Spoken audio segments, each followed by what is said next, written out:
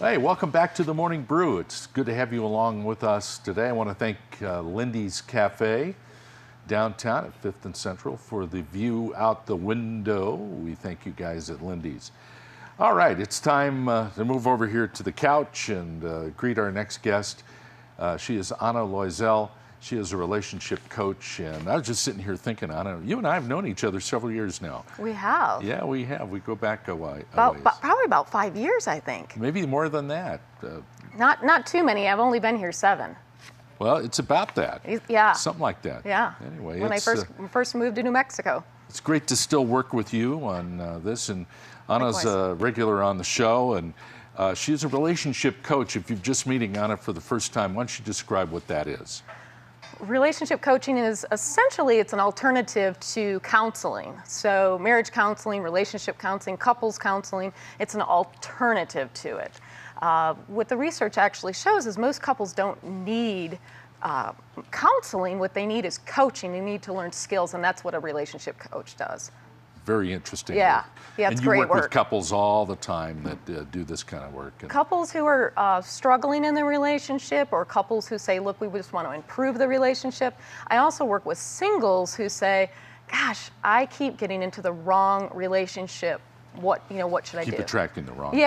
Right. And so what can I do? And so they're being proactive before they get in a relationship, which is super smart. You just made a good point, though. You can see a relationship coach when things are going okay, and maybe you want to have your marriage or relationship better.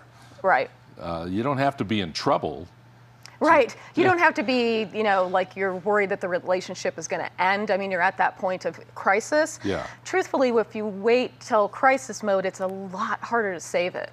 So if couples were really invested in the relationship, it's important to start before you get married.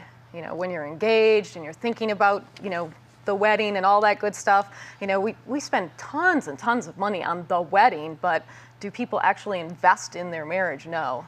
So, and with our divorce rate being so high, it's really important.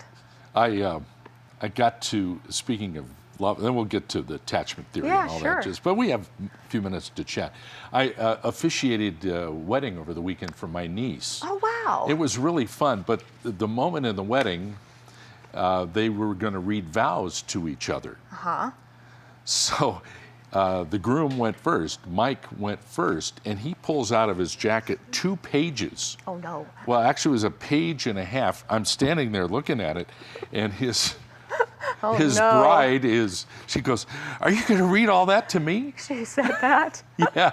Did he read it all? He did. Wow. And he poured his heart out. Oh, that's nice. It was, and he saw the wedding as a time to do that. He really went into what she meant to him and how she devotion and changed love, devotion all the way. Oh, it was great. It was a funny moment, and everybody at the wedding really laughed. I bet. But he was serious. Yeah, he's like, y'all are going to listen to this. Yeah, he wanted to say this to her. Yeah, good for him. Good for him. That's awesome. I thought it was fun. Yeah, I bet. All right, you work a lot with something called the attachment theory. Let's talk about that a little bit.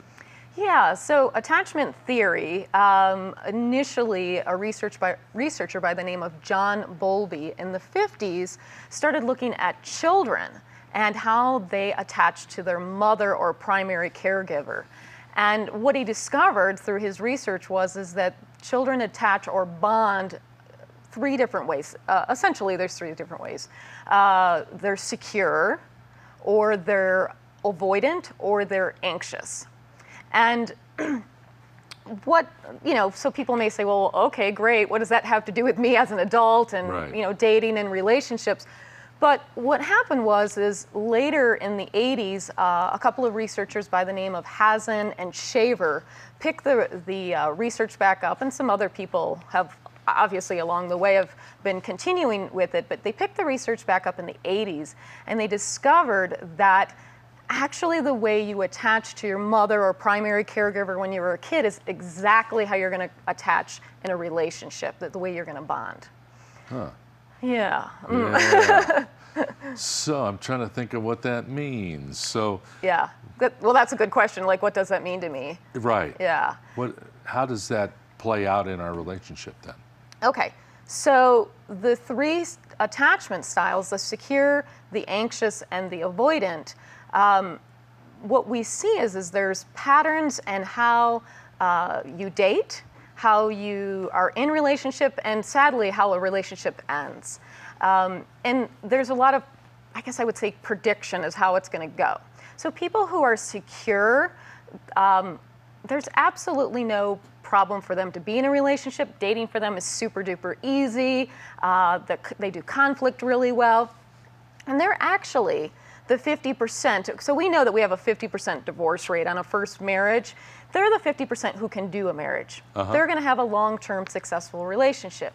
Now we get into the anxious and avoidant. The anxious actually, when they're dating, are well, they tend to be clingy, they tend to be needy, or so it looks. They never know where they stand. They're worried. They're super they worried. worry about every little thing. Yes, and also when they're married or in a long-term relationship, ultimately what they're worried about is that they're going to be abandoned or rejected. Okay? Then there's the avoidant, and when they date, it's very difficult for them to date because they're scared half to death of a relationship and getting close to someone. So in marriage, they often emotionally are really withdrawn and really push their partner away. So this is really important research. It's probably the most significant that's come along in decades that can, I don't want to say predict a success or failure, but it definitely represents a lot of what, can and cannot happen in a relationship. So last time you were on, we had taken a little test to find out where we were at. You can still do that test, right? And find out what your tendencies are. Yeah, so it's a self-test, so you're going to evaluate yourself. Right. You can go to my website, you can find it there, and you can take that test. Here's what I want to say about that. I think it's a good starting place for people. I don't know, though, because we're self-assessing ourselves, but we can fully look at ourselves and know for sure. One of the ways that you can also tell, so the assessment is one place to start. If you're in question, if you've noticed that you've been anxious in relationship or you've been avoided in relationship, because those are the people who struggle the most in relationship. So if you're having trouble, if you've been in and out of a lot of relationships, you've been married maybe multiple times, or you're having trouble even getting into a relationship, you're more than likely anxious or avoidant. I think the thing is, though, you can go take that test and you can come out as secure, and then you're like, oh, well, then I'm fine. I just want to say you're self-assessing, so it's really hard for you to look at yourself. So you can go work with someone, a coach or a counselor that's has worked in the attachment theory. They can help you better assess yourself. The other thing is to just look at, do you notice that when you're in a relationship, are you afraid that you're going to get abandoned, rejected? If that's the case, then you're more than likely anxious, or if you're avoidant in a relationship. So meaning like most avoidants have a big laundry list of what their ideal is, and no one can ever fit it, and they make it almost impossible to get in a relationship because they want one, but they don't really want one because intimacy or closeness with someone is really scary. I'm sure you've sat down with that person and in a coaching session, they bring out this big list. Here's what I want in an ideal woman, and it's front and back. Yeah, really, they call themselves picky. They call themselves picky. Oh, do they? Yeah. But it's really I don't want to confront the fact that I'm scared half to death of a relationship. Here's what's really cool, since we're talking a little bit about dating, is that it's really important to also not only understand your own attachment style, but what are other people's attachment styles. Because if you're on the anxious spectrum and you get with an extreme avoidant, that relationship is going to be That's a mess. It's going to be, it's going to be really, really difficult. And that combination is what we see in coaching or counseling a lot. That's who comes that needs the most. There's a lot of fighting and there's a lot of discord because one person says, the anxious, I want to be in a relationship, I want to be in a relationship. And the avoidant says, well, I do too, but I'm scared half to death and I'm going to be over here. I'm going to be avoidant of the relationship. So you can imagine what happens there. That doesn't work. It doesn't work well. It can work, but it actually then requires a lot of work to make it work. There's a lot of work there.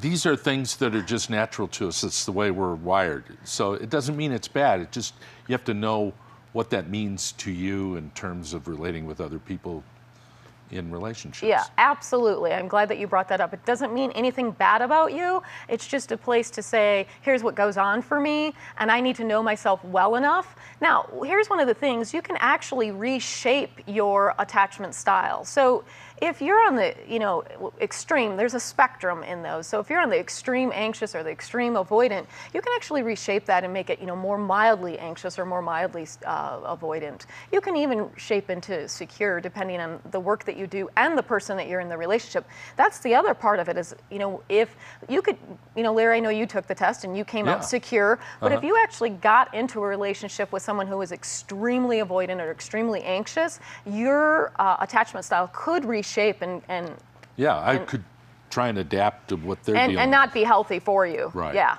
Very interesting. Yeah.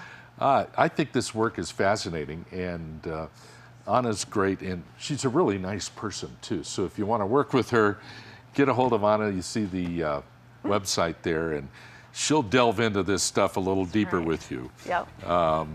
Really great. I think it's fascinating. Thank you. I do too. It explains a lot. Anna Loiselle, one of our regular guests here, our relationship coach. Thank you. Good to see you. Thanks, Larry. All right. We'll be back with more on the Morning Brew in just a moment.